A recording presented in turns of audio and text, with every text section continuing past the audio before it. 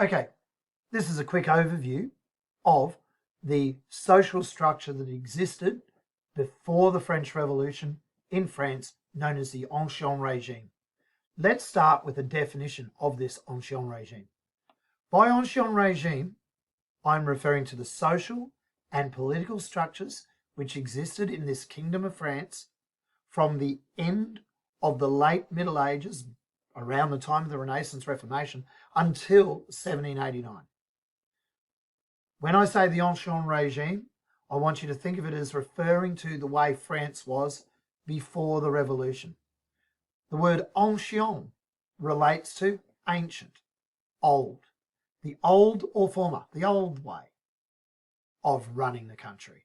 A regime is a way of governing, a system of government. Ancien Regime, the old way of running the country, the old system that used to organise society, organise power and politics in France. Now, it's got certain key elements, and let's have a look at those now. This diagram isn't a bad little diagram at all.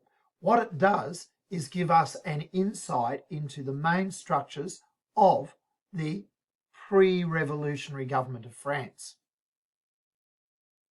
So the Ancien Regime has an absolute monarch at the top, the king, and we have three classes represented by rooms in this diagram. The first room of the diagram, first estate, first class. The second class is over here, and they have all of the power. So we've got the king, the first estate, and the second estate having all the power and privileges of this social structure. The first estate, the clergy, have a look at their clothes, have a certain amount of power and a lot of wealth. The second estate, the nobility or aristocracy as they were called in France, having a lot of power and privilege and wealth. And that power and privilege and wealth excludes the majority of the people and everybody else in French society.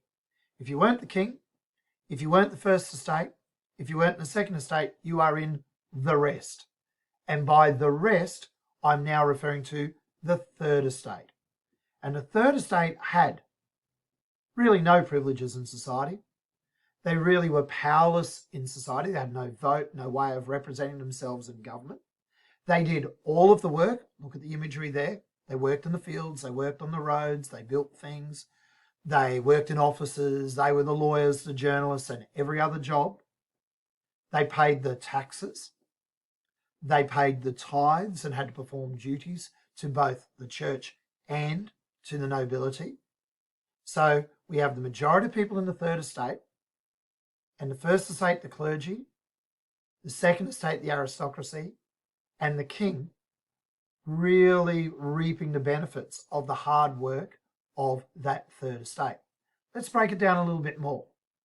When you look at this diagram, you can see there's kind of like staircases up and down within the third estate. The third estate has its own levels and systems. However, if you got into the church, the clergy, you've got these ramps that allow you to get to the top, kind of, sort of. And you've got then a flat floor that people in the clergy were locked out of being king.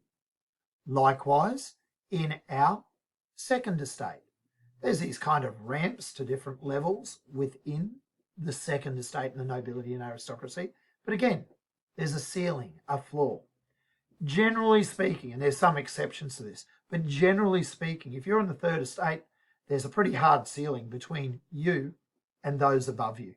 You can't easily get up. There's no staircase. There's a bit of a ramp. There were ways of getting promoted, but they were pretty rare, from the third estate into the nobility. Maybe you were a hero in battle and the king noticed your efforts and gave you something. Or you could join the lowest level of the clergy and become local parish priest or friar or something. But generally speaking, that was the exception, not the rule. Let's have a look at these classes in more detail. So we've got our king. I think we're right with that. Absolute monarch, absolutely all the power. The first estate breaks into different ranks in the Catholic clergy. At the top, the wealthiest priests, cardinals, archbishops, bishops.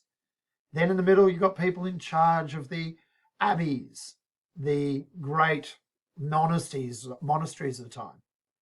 And then you have at the lowest level, the friars, the deacons, the monks, the lowest level of the church. Probably not much difference between these people and some of those at times.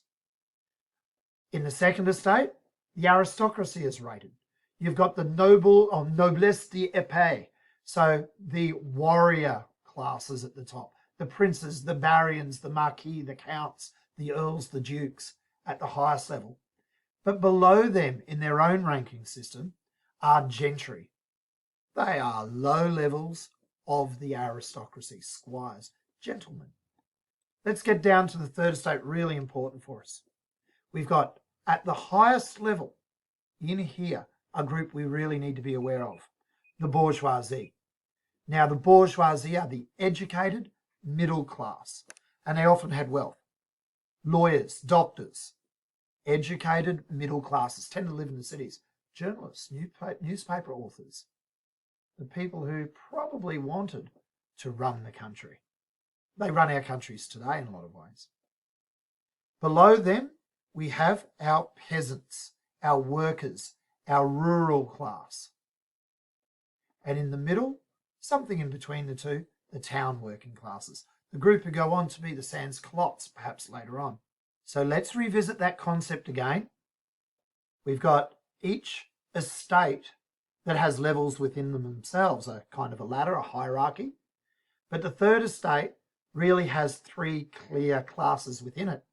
The bourgeoisie, the educated middle class, in many respects, people like most of you and I, lawyers, doctors, journalists, engineers, architects, that group, authors, others, accountants, business people, bankers. Often they were educated and had wealth, but they were locked out of privilege and power. They couldn't run the country. Below them, on this second level here, town, city workers, the poor urban working classes, the people who swept the streets, ran the taverns, built the roads, not designed the roads.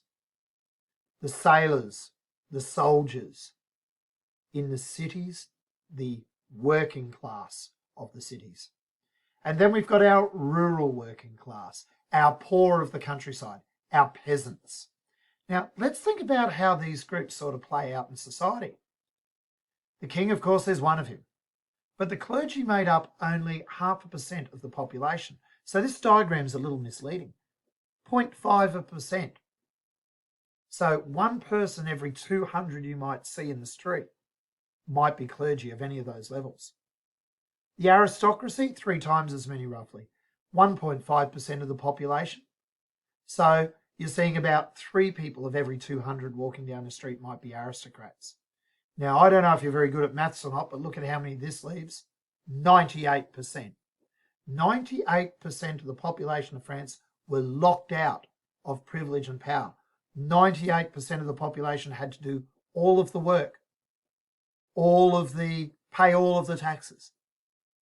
It's a very unequal system.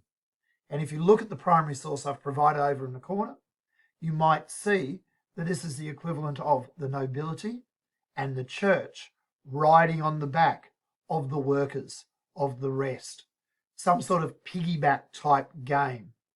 So the people who are the poorest in society are supporting the privileged classes of society. So by 1789, that social structure, the Ancien Regime, is being questioned by thinkers, by philosophers, a group known as the philosophes. And one of those was actually a clergyman, believe it or not. So someone in the First Estate was even recognising that this system was unjust, unfair, unchristian. And his name was Abbé Sieyès, or actually it's often said Abbé Sieyès, I think. I must check my French pronunciation. And he published this pamphlet in January 1789 called What is the Third Estate? He poses 3 questions, and you can see it here in this source. And if you read French, you can probably see what they are. And he answers this question. Question, answer. Question, answer. Question, answer. Translations here. In French society, the Ancien Regime, what's the Third Estate? Well, members of the Third Estate said everything. The Third Estate is the most important. It is everything. But what's it been? Up to that point, in the Ancien Regime, nothing. What did it want in 1789? Well, this philosophe says, to become something.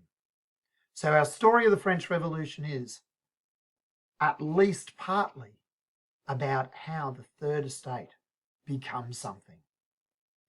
If you have a look at this map, it's all centered around the city of Paris in 1789, and that's what it looked like. A walled city with gates, Notre Dame Cathedral in the middle of the Seine. The third estate of Paris ended up rising up with a desire to become something.